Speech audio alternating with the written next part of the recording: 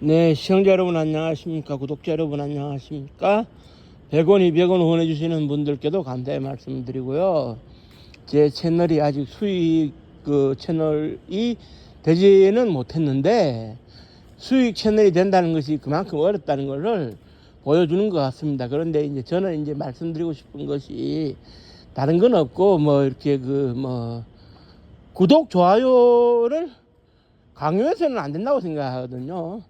그래서 이제 구독과 좋아요를 강요할 생각이 없기 때문에 시청자가 늘어나지 않고 시청 시간이 확보가 되지 않더라도 천천히 가보겠습니다.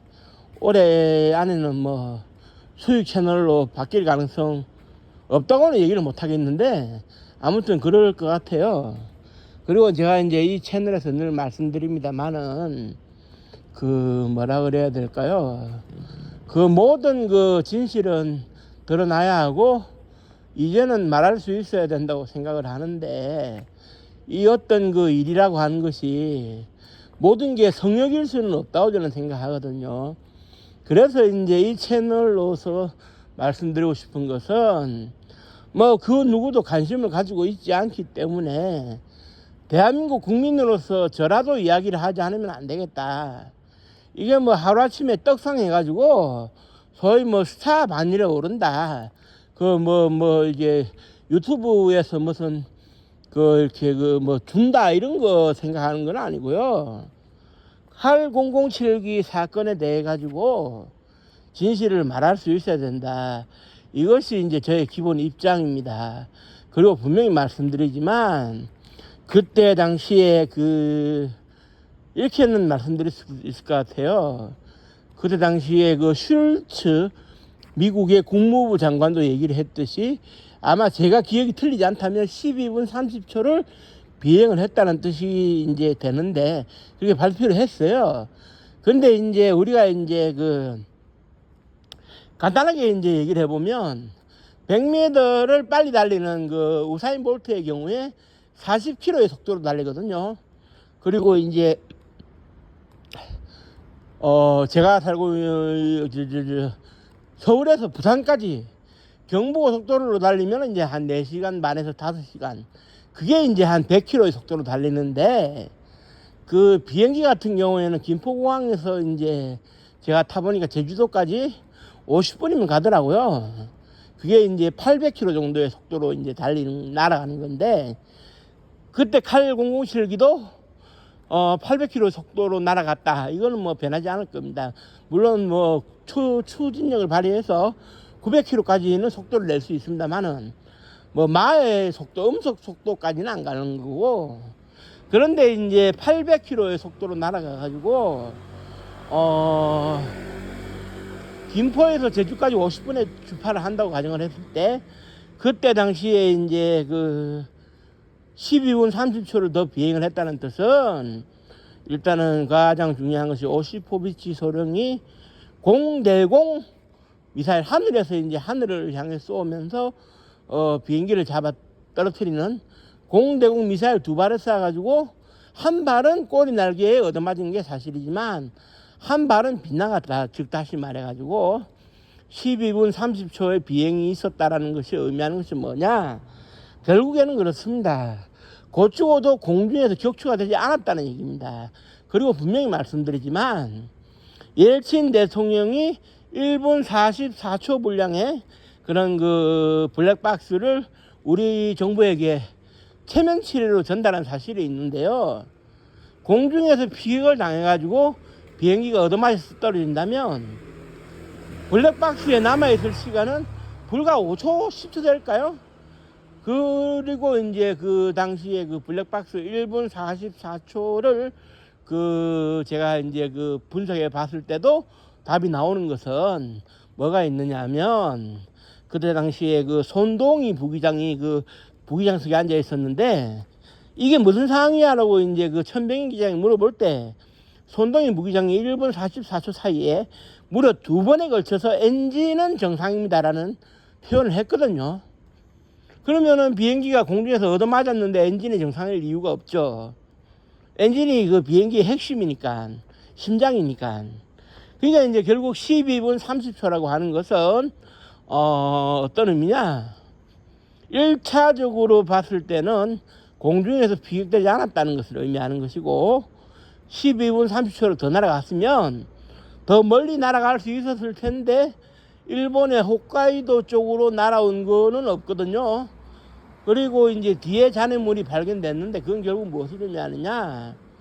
일부 전문가들이 추론하듯이 천병인 기장이 바다에 비상 착수를 해야 되겠다 그래가지고 이제 소위 그런 그 나선형 비행으로 제어를 해가지고 이제 고도를 내려가면서 그런 그 일단은 5,000피트 아래로 내려가는 게 중요하겠죠.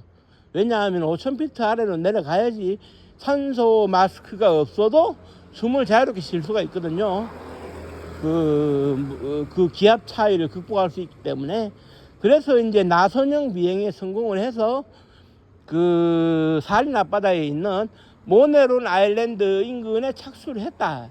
이렇게 봐야 됩니다. 그리고 이제 실제로 이제 그 소련에서 공개된 기록에 의하면은 그 당시에 그 지역의 극동 광구 사령관이었던 스트로고프 장군이 구조라는 단어를 썼어요. 구조라는 단어.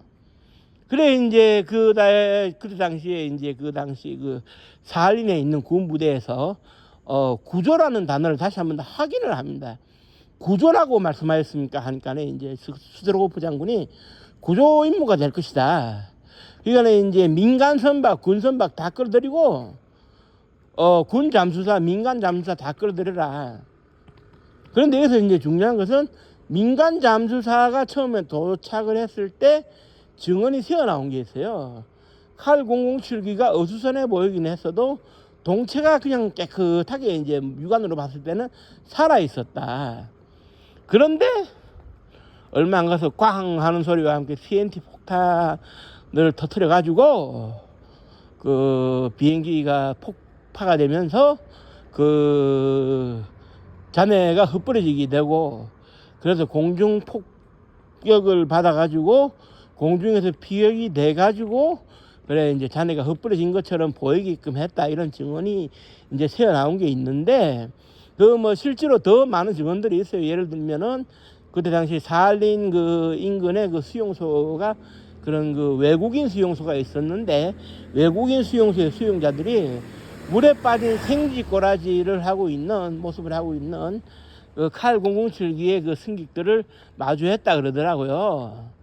뭐 각자 이렇게 그 수화물 있잖아요. 손 숫자를 써가지고 수화물 손에 쥐고 탈 수 있었던 그 뭐 가방이나 그때 당시에 뭐 립스틱 뭐 이렇게 그 핸드백 이런 것들을 뭐 손에 쥐고 있었다 이렇게 되고 있는데 제가 궁극적으로 말씀드리고 싶은 것은 뭐냐면 결국 이러한 증거들은 곧 죽어도 이제 어떻게 되느냐 공중 피격이 일어나지 않았다는 것을 의미를 하게 되는 것이고 공중 피격이 일어나지 않았다는 것은 모네론 아일랜드 앞바다에 착수를 하면서 대다수의 승객과 승무원들이 살아남았다는 얘기가 됩니다. 그럼 그 사람들 어디로 갔느냐? 살아남았는데. 그래서 이제 추적이 된 것으로서는 그 굴라그라고 하는 외국인 강제 수용소에 이제 수용이 되어졌을 가능성이 있는데 거기도 뭐 여건은 열악합니다. 공산주의 국가에서 인권이라는 것이 무시되는 그런 현실에서 본다면 그런 그 뭐라 그래야 됩니까? 굴라그라고 하는 외국인 수용소가 뭐 견뎌낼 수 있는 곳은 아니겠죠. 일반인들이 우리가 생각할 수 있는 교도소 수준도 아닌 것이고 다만 이렇게는 보실 수가 있을 것 같아요. 이미 우리가 증언에서 나온 바와 같이 그 북한의 그 열악하고 혹독하고 사람이 죽어나가도 눈 하나 깜짝 안 하는 것으로 유명한 그런 북한에서 이제 얘기하는 관리소, 우리가 말하는 요독 수용소를 중심으로 하는 그런 그 정치범 수용소 이런 데서도 보면 한 30년 정도 40년 정도 거기서 살다가 인생이 끝나는 경우는 많이 이제 우리가 증언으로 이제 확보를 했거든요. 그렇다면은 그보다는 수준이 좀 더 이렇게 낮을 수 있는 외국인들을 전용으로 수용시키는 그런 그 굴락을 하면 역시 3, 40년 이상 이렇게 이게 살아가지 못할 이유는 없다고 보고 그때 당시에 이제 사고가 일어났던 1983년도 9월 1일이죠. 그 새벽이죠. 그때 당시에 제가 이제 8살이었고요. 국민학교 2학년이었는데 저보다 한 4살 정도 많은 어린이가 이제 타고 있었다는 것까지는 제가 확인이 됐거든요. 승객 명단을 통해 가지고. 그렇다고 한다면은 이제 지금 살아 있으면은 저보다는 4살이 많으니까네 55살 정도가 될 텐데, 살아 있다면 55살 정도가 되겠죠. 그런데 이제 사건이 일어나고 43년이 지났는데 아직까지 살아 있을지를 뭐 굴라그의 형편에 따라서는 장담을 하기 어려운 측면이 있어요. 제가 뭐 굴라그에 들어가서 살아본 것도 아니고, 저는 뭐 대한민국의 교도소도 뭐 체험하러 잠시 가보긴, 몇 시간 가보긴 했습니다만은 하룻밤 자본 적도 없는 입장에서 뭐라고 말씀드리긴 어려울 것 같아요. 그렇지만 이제 분명한 것은 이렇게는 보실 수가 있다는 거죠. 뭐냐 하면은 굴라그에서도 사람이 살아가는 데 있어 가지고 그때 당시에 그 행정력이 제대로 미치지 못하다 보니 뭐 이렇게 뇌물을 준다든지 아니면은 그때 당시에 공통적인 뇌물로 통하던 그 소련의 그 당시에 유명한 술 있지 않습니까? 보드카, 도수 높은 보드카 몇 병에다가 달러를 몇십 달러 집어주면 한없이 부드러워진다는 그 교도관들의 그 교도행정 이런 것들을 볼 때 결국 이렇게 그 무엇을 얘기할 수 있느냐 하면 43년이 지난 지금까지도 살아있을 사람들은 있다. 그때 당시에 그 12살부터 20대 중반까지의 나이대라면 아직 살아있을 가능성도 무시는 못한다고 이제 저는 보고, 그게 이제 와가지고 이제 미국이나 그 당시에 소련이나 그 구소련, 그러니까 지금은 러시아죠. 그 대통령으로 따지면 이제 트럼프나 이제 그런 그 푸틴에게 책임을 묻자는 게 아닙니다. 과거에 이런 일이 있었는데 대한 그 진심 어린 사과와 반성, 그리고 진실을 발표한 것 동시에 러시아도 뭐 이렇게 껄끄럽긴 하겠지만 살아있는 사람들은 구조를 해가지고 조국으로 돌아갈 수 있게 해줘야 되는데, 문제는 이제 그 아무래도 이제 그 푸틴의 입장이 조심스럽겠죠. 그 사람들을 굴라그에서 꺼내가지고 이제 그 서방 세계 자기네 나라로 돌려보내면, 예를 들면 그때 20대 초반에 한 23살 정도 되는 우리나라 대학생도 있었던 것으로 기억이 되는데, 살아있다면 지금 60대 후반이 됐겠습니다만은, 그 사람들이 돌아와가지고 이제 굴라그에서 겪었던 그런 수모라든지 강압적인 분위기에서의 그런 고통들을 다 얘기를 하면 이게 이제 국제인권에도 문제가 되는 것이고 국제형사사법재판소에 회부가 될 수도 있는 문제이긴 해요. 그런데 이제 저는 이제 뭐 블라디미르 푸틴을 지금에 와가지고 뭐 처벌하자 뭐 이런 생각은 사실 이제 없어요. 왜냐하면 이것은 이제 그 당시에 이제 공산주의 체제 하에서 공산당 서기장이 그때 당시에 유리 안드로포프이던 그 시절에 일어났던 일이고, 그 사람이 사실상 그 우리의 군사 실험을 이렇게 들키지 않기 위해서라도 격추하라는 명령을 모스크바에서 명령으로 내렸을 가능성이 가장 높은 최고 선임자격인데 그 사람이 저질렀던 일이고, 그때 당시에 블라디미르 푸틴은 30대의 나이로서 그런 그 KGB의 그 정보요원으로 일하고 있을 때예요. 물론 뭐 이렇게 뭐 연속성이 있는 정보이긴 합니다만은, 그리고 이제 블라디미르 푸틴의 경우에는 이미 이제 그 우크라이나를 침공하는 전쟁을 일으켜 가지고 그 네덜란드 헤이그에 있나요? 국제 형사사법 재판소에 회부가 되었고, 거기에서 재판을 거친다면 그 사형은 뭐 불구도 뻔합니다. 유고에서 그 티토 대통령이 사망하고 난 이후에 10년 동안 혼란을 잇고 하는 그 유고 사태, 발칸반도 사태 당시에 그 대통령이었던 밀로세비치인가요? 그 발칸반도의 학살자로 유명했던 사람이 그 당시에 체포가 돼가지고 그 국제 형사사법 재판소에서 사형 선고를 받고 집행이 됐던 것으로 이제 제가 기억이 되는데, 그러니까 이제 그 국제 그 형사사법 재판소의 경우에는 유럽연합 이거가 EU하고는 상관이 없어요. EU는 현재 이제 그 회원국들에게 이제 부여된 조건이 사형 선고는 할 수 있어도 집행은 하지 않는다, 이게 원칙이 있어요. 그런데 이제 국제 형사사법 재판소는 유엔에서 관할할 수가 있게 돼 있고, 그리고 이제 사형 선고와 집행이 자유롭습니다. 그 사람을 붙들어 오기만 하면. 그리고 이제 그 국제 형사사법 재판소에서 관할하는 그런 그 교도소가 이제 그 당시에 지금도 그렇습니다. 그 저기 네덜란드 헤이그에 있거든요. 그런데 이제 국제 형사사법 재판소라고 하는 것은 제2차 세계대전에서 그런 그 나치 잔당들을 니른베르크 전범재판에서 처벌을 했습니다만은 그 수준으로 이제 그 문제를 일으키는 사람들을 잡아가지고 이제 사형과 이제 집행을 하겠다 뭐 이런 뜻인데, 물론 이제 그 미국이 주도한 그 이라크 전쟁이 있어가지고는 그 저기 누굽니까 그 당시에 그 아들 부시 대통령이 이라크의 새로운 정치 체제에다가 모든 걸 맡겨놨어요. 그러다 보니까는 이제 이라크의 새로운 정치 체제가 종교적인 입장을 담아가지고 이제 그 사담 후세인을 사형을 집행을 했거든요. 물론 그 사담 후세인의 사형 집행은 비밀리에 하기로 되어 있었는데, 그때 당시에 동영상 촬영이 가능했던 최신식 그 당시에 그 폰 가지고 누군가가 이제 그 원래 또 하지 말하면 또 더 하잖아요. 그래 촬영을 해가지고 또 이렇게 유출을 시켰더라고요.